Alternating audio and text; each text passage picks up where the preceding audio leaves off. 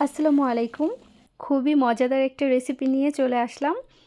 তো মাঝে, মাঝে মনে হবে স্যুপ খাচ্ছি, আবার মাঝে, মাঝে মনে হবে যে মোমো খাচ্ছি। যারা এই মোমোটা খেয়েছেন তারা তো অবশ্যই এটার টেস্টটা জানেন, আর যারা খাননি তারা এই সহজ রেসিপিতে তৈরি করে নিতে পারেন।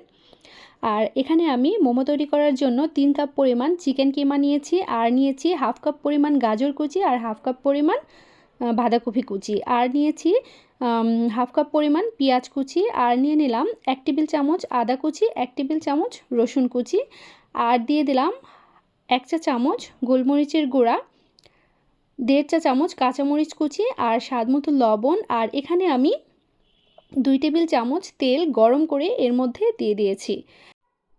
এখন সবগুলো উপকরণ মাখিয়ে নিচ্ছি। তো আমার গরম মশলাটা দিতে ভুলে গিয়েছিলাম, সেজন্য এখন আমি দিয়ে দিলাম 1 চা চামচ গরম মশলা আর 2 টেবিল চামচ সয়া সস দিয়ে আমি ভালোভাবে মাখিয়ে নিচ্ছি।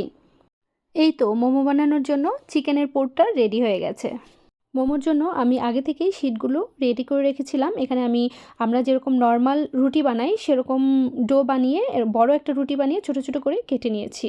তো এখানে আমি মোমোর ভাজটা দেব, সেজন্য চিকেনের পুরটা দিয়ে সামান্য পানি নিয়ে, দেখতেই পাচ্ছেন খুবই সহজভাবে আমি এই ভাজটা দিয়েছি। এটা সবাই আসলে পারবে, দেখে বুঝে নিতে হবে। দেখতেই পাচ্ছেন কতটা সহজ এই মোমোর ভাজটা। এভাবে করে আমি সবগুলো মোমো রেডি করে নিয়েছি। আর এখানে 1 প্যাকেট স্যুপ নিয়েছি, একটা বাটিতে আমি স্যুপটা ঢেলে নিচ্ছি, আর দিয়ে দিলাম 1 টেবিল চামচ কর্নফ্লাওয়ার। এখন নর্মাল পানি দিয়ে আমি এটাকে গুলিয়ে একটা সাইডে রেখে দিচ্ছি পরবর্তীতে রেসিপিতে ব্যবহার করার জন্য। চুলায় একটা প্যান বসিয়ে প্যানটা গরম হয়ে আসলে আমি দিয়ে দিলাম 2 টেবিল চামচ রান্নার তেল, আর দিয়ে দিলাম 1 টেবিল চামচ পেঁয়াজ কুচি, 1 টেবিল চামচ রসুন কুচি। আমি পেঁয়াজ আর রসুনটাকে ভালোভাবে তেলের মধ্যে ভেজে নিয়ে এর মধ্যে দিয়ে দিলাম হাফ কাপ পরিমাণ টমেটো কুচি। টমেটো আর পেঁয়াজ রসুনটাকে আমি ভালোভাবে ভেজে নিচ্ছি, আর দিয়ে দিলাম স্বাদ মতো লবণ। এখন দিয়ে দিলাম 1 চা চামচ কাঁচামরিচ কুচি আর হাফ চা চামচ কালো গোলমরিচের গুঁড়া। এগুলোকে আমি একটু ভালোভাবে ভেজে নিয়ে এর মধ্যে দিয়ে দিলাম 3 কাপ পরিমাণ নর্মাল পানি, আর দিয়ে দিচ্ছি 1 টেবিল চামচ সয়া সস, হাফ কাপ পরিমাণ টমেটো সস। এখন এগুলোকে ভালোভাবে জাল করে নিতে হবে। ভালোভাবে জাল করে নিয়ে এর মধ্যে দিয়ে দেব আগে থেকেই যেই স্যুপের মিশ্রণটা ছিল সেটা আমি এর মধ্যে দিয়ে 5 মিনিট জাল করে নিয়ে এর মধ্যে দিয়ে দিলাম আগে থেকে যেই মোমোগুলো রেডি করে রেখেছিলাম সেই মোমোগুলো। তো যে কটা মোমো এর মধ্যে দেয়া যায় আমি সে কটা দেবো, আর বাকিগুলো আমি ডিপ ফ্রিজে রেখে দেব। এখন ঢাকনা দিয়ে 5 মিনিটের মতো এটাকে আমি রান্না করে নেব।